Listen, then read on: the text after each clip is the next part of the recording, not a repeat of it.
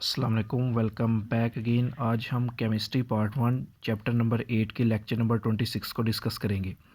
Last time हम लोगों ने एक्शन ऑफ बफर को डिस्कस किया था। आज हम ये एक लॉन्ग क्वेश्चन है, हेंडरसन इक्वेशन, लेकिन चूंकि इस चैप्टर में से ज़्यादातर न्यूमेरिकल आता है तो इसमें जो छुपे शॉर्ट क्वेश्चंस होंगे हम उसको देखेंगे, लेकिन हम इस वे में इसको सीखेंगे ताकि हमें समझ भी आ जाए, लॉन्ग क्वेश्चन भी हमारा कवर हो जाए और इसके जो छुपे शॉर्ट क्वेश्चंस हैं कंसेप्चुअली जो एंट्री टेस्ट के अंदर आते हैं उनको भी हम समझ सकें। तो बेटा टॉपिक हमारे पास है ड्राइव हेंडरसन इक्वेशन या calculating pH of a buffer के किसी बफर की पीएच हम कैसे निकालते हैं।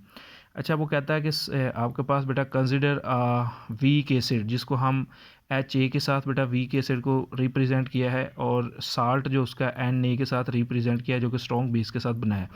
वो कहता है कि वीक एसिड एच ए को पानी में डिज़ोल्व करेंगे, वो एच पॉजिटिव आयन प्लस ए नेगेटिव देगा, और वाटर के अंदर सॉल्ट को डिज़ोल्व करेंगे, एन पॉजिटिव और ए नेगेटिव देगा।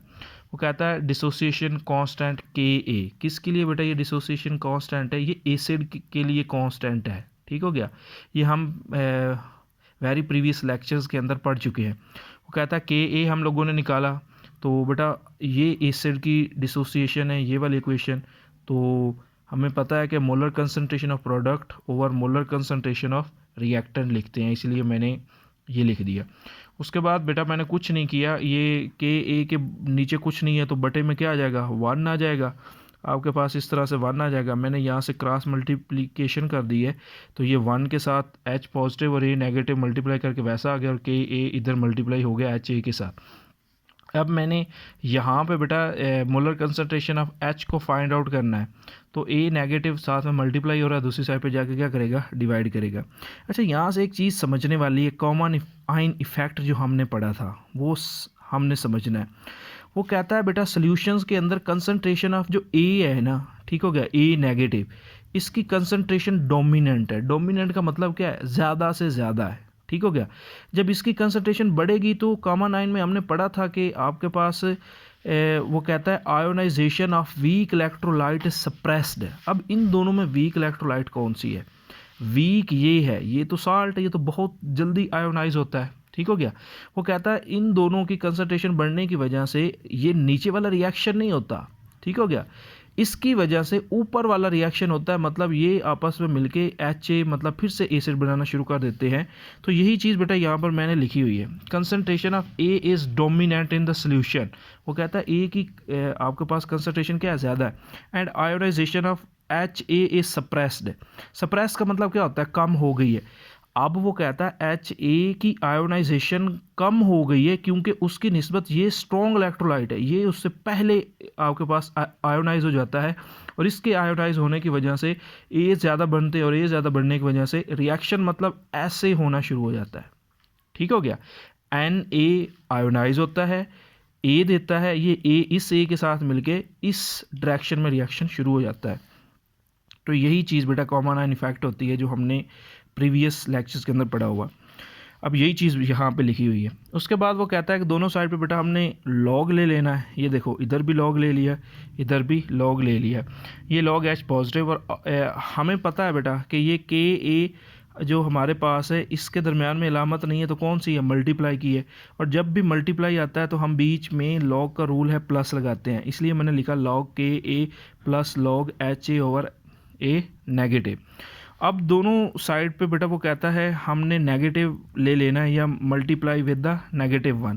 इधर भी -1 से ये आ गया नेगेटिव लॉग एच, इधर आ गया नेगेटिव लॉग के ए नेगेटिव लॉग एच ए। अब हमें पता है कि negative log before something means उसकी पी एच हम निकालते हैं। ठीक हो गया, मतलब कि किसी भी चीज़ से पहले नेगेटिव लॉग का मतलब होता है कि उसका हम लॉगरिथम जब निकालते हैं तो उसको लिखने के लिए हम स्टार्ट में उसकी पोटेंशियल को रिप्रेजेंट करते हैं। तो यहाँ पर मैंने पी एच, और इधर बेटा क्या बन जाएगा, इस नेगेटिव लॉग की जगह के पी आ जाएगा और साथ में के ए। अच्छा, यहाँ पे ऊपर देखिएगा negative log H A over A negative लिखा हुआ, यहाँ पर मैंने इसको प्लस कर दिया है। वो मैंने प्लस क्यों किया।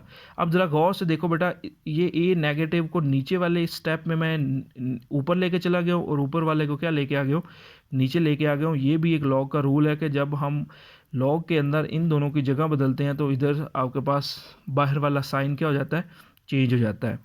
उसके बाद बेटा यहाँ से ये एंडरसन इक्वेशन निकल आई। हम देखते हैं कि रिएक्शन में ए नेगेटिव क्या था। ए नेगेटिव एक्चुअली साल्ट की कंसंट्रेशन थी और एच ए क्या था, वीक एसिड जो स्टार्ट में हमने लिया था। तो वो कहता है ये इक्वेशन बन जाएगी P H is equal to P K A plus log, ये ए की जगह में साल्ट की कंसंट्रेशन ओवर एसिड की कंसंट्रेशन। तो ये बेटा हम लोगों ने ड्राइव कर ली है, इसे बोलते हैं Henderson equation for acidic buffer, कि एक ऐसा बफर जो कि एसिडिक होता है उसकी हैंडरसन इक्वेशन ये होती है। अब पेपर में जो शॉर्ट क्वेश्चन है एंट्री टेस्ट के लिहाज से बड़ा ज़्यादा इंपॉर्टेंट है बेटा, एमसीक्यूज़ भी, और ये शॉर्ट क्वेश्चन पेपर में कई बार आ चुका है। वो कहता है how we can prepare a best or the most efficient buffer, कि हम एक बेहतरीन या सबसे एफिशिएंट बफर कैसे तैयार कर सकते हैं। अब बहुत आसान है बेटा।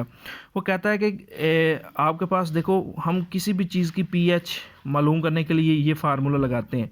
अब वो कहता है पीएच मालूम करने के लिए इसमें दो फैक्टर्स आ रहे हैं, कौन कौन से बेटा। एक तो पी के ए वैल्यू, हमें जो एसिड इस्तेमाल किया उसकी पी के ए वैल्यू का पता होना चाहिए। दूसरा वो कहता है साल्ट की कितनी कंसंट्रेशन ली है और एसिड की कितनी कंसंट्रेशन ली है, तब जाके हम पीएच निकाल सकते हैं। तो अगर आपको याद होगा, मैंने आपको हैंडरसन इक्वेशन की एप्लीकेशन में कहा था कि हम पीएच निकाल सकते हैं। तो ऐसे पीएच निकलेगी कि पी के ए वैल्यू भी पता होगी, साल्ट की कंसंट्रेशन भी पता होगी, एसिड की कंसंट्रेशन भी पता होगी, तब जाके हम पीएच निकालेंगे। अब इसी चीज़ को वो कहता है कि बेटा हम बेस्ट बफर तब बना सकते हैं आपके पास जब कंसंट्रेशन ऑफ साल्ट और कंसंट्रेशन ऑफ एसिड दोनों की मिकदार या कंसंट्रेशन हम क्या लेते हैं, बराबर लेते हैं, इक्वल लेते हैं, सेम लेते हैं। तब जाके आपके पास क्या होता है, हम एक बेस्ट बफर तैयार करते हैं। और ऐसा बेस्ट बफर क्यों तैयार होता है, अब ज़रा देखो बेटा, मैं एक मिसाल से समझाता हूँ। मिसाल के तौर पे ये एसिटिक एसिड है बेटा, एसिटिक एसिड की कंसंट्रेशन है 0.1 और ये है सोडियम एसीटेट जो कि उसका साल्ट है। ये बेटा आपके पास क्या है, एसिड है, ये क्या है, उसका साल्ट है। अब हमने फार्मूले में बेटा, फार्मूला वही है P K A plus log salt over ए। अब पी के ए भी गिवन है बेटा, कितनी होती है एसिटिक एसिड की, वो है 4.74। वो हमने यहाँ पे वैल्यूज़ दर्ज की, प्लस लॉग ऊपर हमारे पास साल्ट की कंसंट्रेशन है वो दर्ज की, नीचे हमने एसिड की कंसंट्रेशन वो दर्ज की। ये दोनों एक दूसरे से कैंसिल आउट हो गए, तो ये आ गया P H is equal to 4.74 plus log 1। और लॉग 1 हमें पता है कि किसके बराबर होता है, 0 के बराबर होता है। तो जब ये सारा फैक्टर 0 हो गया तो इसका मतलब पी एच किसके बराबर आ गई, उसके पी के ए वैल्यू के बराबर होगी। अब यहाँ से हमें जो एंट्री टेस्ट का एमसीक्यूज़ है वो समझ आ गया। वो क्या एमसीक्यू समझ आया, वो कहता है कोई भी बफर सोल्यूशन बेस्ट हम तब निकालते हैं जब दो कंडीशन, पीएच वैल्यू बेटा आपके पास उस एसिड, जो भी एसिड होगा, यहाँ पे एसिटिक एसिड है तो एसिटिक एसिड का जिक्र करेंगे, तो HCl होगा तो उसकी पी की वैल्यू अलग होगी। ठीक हो गया। वो कहता है कि बेस्ट या एफिशिएंट बफर सोल्यूशन तब तैयार किया जा सकता है जब उस जो वीक एसिड होगा जो हमने इस्तेमाल किया है उसकी पीएच उसके पी के ए वैल्यू के बराबर आए। और वो तब पॉसिबल होता है बेटा जब वो कहता है concentration of salt and concentration of the acid solution के अंदर क्या होती हैं बेटा, इक्वल होती हैं। तो ये एक शॉर्ट क्वेश्चन था पेपर के पॉइंट ऑफ व्यू से, उसका आंसर बेटा सारा मैंने लिख दिया है। आपको ये जो वर्ड्स हैं ये लिखने और ये नीचे एग्जाम्पल से ऐसे ही साबित करना है। उसके बाद बेटा हम मूव करते हैं, एक और शॉर्ट क्वेश्चन बेटा पेपर के अंदर दिखने को मिला। ये इतना ज़्यादा इंपॉर्टेंट नहीं है, खैर आपको आना चाहिए। ये न्यूमेरिकल्स के अंदर बहुत ज़्यादा इंपॉर्टेंट होगा, आगे हम न्यूमेरिकल भी देखेंगे। वो कहता है कि how we can prepare a buffer of desired pH. अगर आपको याद होगा तो हमने दो एप्लीकेशन पढ़ी थी हैंडरसन इक्वेशन की। एक हमने पढ़ी थी कि हम पीएच निकालते हैं, वो अभी मैंने आपको इसी लेक्चर के अंदर सिखाया कि पीएच कैसे निकालते हैं। ठीक हो गया। दूसरा वो कहता है कि हम कोई डिज़ायर्ड पीएच का बफर कैसे तैयार करते हैं। अब वो कहता है वो तब तैयार होता है बेटा जब आपके पास क्या होती है बेटा, when concentration of salt and acid used are not equal, then we can prepare a buffer of any desired pH bye selecting there concentration. वो कहता है कि उनकी कंसंट्रेशन को हम क्या करेंगे बेटा, अपनी मर्ज़ी से सिलेक्ट करके उसकी पीएच निकालेंगे। मिसाल के तौर पे बेटा मैं कहता हूँ, आपको कहता हूँ कि प्रीपेयर, आपके पास एक ऐसा आपने बफर तैयार करना है जिसकी पीएच कितनी होनी चाहिए बेटा, 3.74। ठीक हो गया, इस मिसाल को समझिएगा, इतनी पीएच मैं आपको वैल्यू देता हूँ।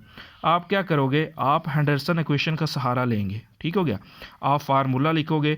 आपको पता है कि pKa वैल्यू आपके पास, ये एसिड मैं आपको यहाँ पे बता दूंगा। आप पूछेंगे कि सर कौन सा एसिड है, मैं कहूँगा एसिटिक एसिड है। ठीक हो गया, आप यहाँ पे pKa वैल्यू कहाँ से लेंगे, ये pKa वैल्यू फिक्स होती है बेटा, ये आपको ज़ुबानी रट्टे मारने हैं, याद करने हैं। 4-5 एसिड हैं, कौन से बेटा, एक होता है आपके पास एसिटिक एसिड, एक आपके पास होता है बेंजोइक एसिड, ये MCQs में आते होते हैं। ठीक हो गया, एक आपके पास होता है HCl। ये 3 आपको लाजमी तौर पे याद होने चाहिए। ठीक हो गया, ये वाले। अब आते हैं सवाल की तरह। तो pK वैल्यू आपको पता होगी, आप टेबल से निकाल के लिख लेंगे 4.74। आगे बेटा लॉग। अब ये चीज़ मैं आपको बता रहा हूँ, इन दोनों की कंसंट्रेशन आपने इस तरह से फिक्स करनी है कि उसका, उनको डिवाइड करने के बाद, उसका लॉग लेने के बाद, आंसर करने के बाद, प्लस करने के बाद ये आपने आंसर निकालना है। ठीक हो गया, वो कहता है कि हम अपनी मर्ज़ी से साल्ट और एसिड की कंसंट्रेशन को सिलेक्ट करेंगे, तब जाके आपके पास हम डिज़ायर्ड पीएच निकाल लेंगे। मिसाल के तौर पे इसके अंदर तो उन्होंने डायरेक्टली किया है ना, वो कहता है कि कंसंट्रेशन ऑफ जो एसिटिक एसिड है वो मैं लेता हूँ 1 मोल, और कंसंट्रेशन मैं आपकी उसके साल्ट मतलब सोडियम एसीटेट की लेता हूँ 0.1। तो इसमें बेटा वैल्यूज़ दर्ज की 0.1/1.0। ठीक हो गया, मतलब 1 ही है। तो नेक्स्ट स्टेप के अंदर बेटा पॉइंट्स को पॉइंट से ख़त्म करेंगे तो ये 1/10 आ जाएगा, ये 10 नीचे से ऊपर जाके 10⁻⁻1 में आ जाएगा। हमें पता है ये -1 पहले स्टार्ट में आ जाता है, और नेक्स्ट स्टेप के अंदर ये बन जाएगा -1 log 10, और log 10 1 के बराबर होता है, और 1 1s are 1। और जब हमने क्या किया, 4.74 में से इसको माइनस करेंगे तो आंसर कितना आ गया बेटा, 3.74। इस अंदाज में वो कहता है हम किसी भी आपके पास बेटा बफर सोल्यूशन, किसी भी डिज़ायर्ड पीएच का, अपनी मर्ज़ी की पीएच का हम बफर सोल्यूशन तैयार कर सकते हैं इस वे के अंदर। और तब हमें क्या करना पड़ेगा, हमें साल्ट और एसिड की कंसंट्रेशन को सिलेक्ट करना पड़ेगा, फिर जाके कैलकुलेशन के बाद हमें पता चला गया कि ये इतनी पीएच निकल रही है। क्लियर। उसके बाद बेटा मैंने डेरिवेशन कर दी है, ये बुक पे नहीं की गई है। तो वो कहता है कि आपके पास बेटा सिमिलरली कोई बेस है जिसको मैंने BOH के साथ लिखा है। ठीक हो गया, वो कहता है ये आयोनाइज होती है बेटा पानी के अंदर। ठीक हो गया, ये बिल्कुल अब ऐसे होगा, अब मैं वर्डिंग बीच में नहीं लिखूंगा, बस डायरेक्टली मैथमेटिकल स्टेप करूंगा। तो ये बुक पे नहीं किए गए ताकि आपको समझ आ जाए कि हेंडरसन इक्वेशन फॉर बेसिस भी होती है। वो कहता है कि ये आयोनाइज होके B पॉजिटिव OH नेगेटिव देगा। ये उसका साल्ट है बेटा, ये नीचे वाला उसका क्या है, स्ट्रॉन्ग साल्ट है। ये टूट के B positive plus A negative देगा। अब हमें पता है कि ये हमने वीक बेस इस्तेमाल की, इसकी बेटा जैसे उधर Ka मैंने अभी आपको समझाया, उसका Kb निकालेंगे तो हमें पता है कि कंसंट्रेशन ऑफ प्रोडक्ट और कंसंट्रेशन ऑफ रिएक्टेंट आता है। अब नेक्स्ट स्टेप में बेटा आपके पास मैंने कुछ नहीं किया है, उनको रीअरेंज किया है, तो B पॉजिटिव और OH नेगेटिव आया is equal to KB is equal to BOH। हमें यहाँ पे बेटा OH की कंसंट्रेशन निकालनी है, क्योंकि बेस की मालूम करने जा रहे हैं। तो B इधर मल्टीप्लाई हो रहा है, B पॉजिटिव इधर आके क्या करेगा, डिवाइड, तो ये B पॉजिटिव है। नेक्स्ट स्टेप में बेटा बिल्कुल वैसे जैसे हमने पढ़ा है एसिड की डेरिवेशन के लिए, दोनों साइड पे बेटा लॉग ले लिया है। अब KB इसके साथ मल्टीप्लाई हो रहा है। ठीक हो गया, इसलिए अभी मैं आपको सिखा के हूँ, जब मल्टीप्लाई होता है तो बीच में प्लस आता है, मैंने प्लस लगा के ये log BOH over B positive लगा दिया। नेक्स्ट स्टेप में वही बेटा -1 के साथ मल्टीप्लाई कर दिया है, या मैंने दोनों साइड पे नेगेटिव लॉग ले लिया, इधर log OH इधर log KB इधर log BOH प्लस बटे में आ जाएगा B प्लस। अब हमें पता है कि किसी भी चीज़ से पहले बेटा नेगेटिव लॉग का मतलब होता है POH, इधर क्या आएगा PKB। अब ये मैं आपको सिखा चुका हूँ, ये ऊपर चला जाएगा और ये क्या आ जाएगा, नीचे आ जाएगा। तो जब ये रीअरेंज करेंगे तो ये बाहर वाला साइन क्या हो जाएगा, प्लस में हो जाएगा। और यहाँ से बेटा हमें पता चल गया कि ये जो B पॉजिटिव बेटा होती है, ये साल्ट की कंसंट्रेशन होती है, और BOH अभी मैंने आपको बताया स्टार्ट में हम जो वीक बेस इस्तेमाल करते हैं। तो this is the Henderson equation ये भी हेंडरसन इक्वेशन है फॉर बेसिस। अब थोड़ी सी ना बेटा इसको ठीक कर लीजिएगा। मैंने आपको लेक्चर नंबर 24 के अंदर वहाँ पे हेंडरसन इक्वेशन जब फ़र्क मैंने आपको लिखवाया था हेंडरसन इक्वेशन के अंदर, तो वहाँ पे मैंने बेसिस के लिए वहाँ पे पी एच लिख दिया था। ठीक हो गया, वहाँ पी एच नहीं आना बेटा, पी ओ एच आएगा। तो पी ओ एच किसके बराबर होता है, P K B plus log salt over base. अब यहाँ पे बेटा ये लॉन्ग क्वेश्चन कंप्लीट हो जाता है और इसके अंदर 2 शॉर्ट क्वेश्चन थे, किस तरह से वो मैंने आपको पढ़ा दिए हैं। अभी एग्जांपल नंबर 5 बेटा ये बड़ी इंपॉर्टेंट है, ये शॉर्ट क्वेश्चन में भी आती है और ये लॉन्ग क्वेश्चन में भी आती है। तो न्यूमेरिकल्स आने हैं तो आपको ये करनी है, ये सबसे आसान है। अब वो कहता है कि गिवन डाटा में एस्टिक एसिड की बेटा कंसनट्रेशन इतनी देता है और इस सोडियम एसीटेट की मतलब साल्ट की कंसनट्रेशन इतनी देता है। इसमें ना एक चीज़ है, इसमें पी के ए वैल्यू नहीं देता, इसमें के ए वैल्यू देता है, ये वाली वैल्यू देता है बेटा, के ए इज इक्वल टू 1.85 10⁻⁻⁵। इसमें पी के ए निकालना पड़ता है। इसका 2 तरीके हैं, या तो अभी मैंने आपको 3 एसिड्स के नाम बताए हैं, एक एस्टिक एसिड उसकी पी के मैंने आपको कहा है रट्टा मार लो, एक मैंने बेंजोइक एसिड का और एक HCl का। ठीक हो गया। अब या तो डायरेक्टली बेटा आपको पी के याद होनी चाहिए MCQs के लिए कि एस्टिक एसिड की कितनी होती है, तो वो इसको हल करोगे ना तो आंसर आ जाएगा 4.74। वरना पी के ए बेटा आपको पता है, पी के ए का मतलब होता है नेगेटिव लॉग के ए, और नेगेटिव लॉग के ए की वैल्यू हमारे पास आई है 1.85 बेटा 10⁻⁻⁵। इस सारे को सॉल्व करोगे ये आ जाएगा नेगेटिव लॉग, ये मैं आपको प्रीवियस 1.85, ये आगे आ जाएगा माइनस लॉग 10⁻⁻⁵। इसका लॉग निकालेंगे कोई आंसर आएगा वो नीचे आ जाएगा। तो इन सभी को हल करने के बाद बेटा जो आंसर आएगा वो आएगा 4.74। ये मैं पहले आपको सिखा चुका हूँ। एक तरीका ये है कि आप ये लेंथी बन जाएगा, आपको ये करना पड़ेगा। दूसरा है कि डायरेक्टली आपको पीके की वैल्यू पता होनी चाहिए।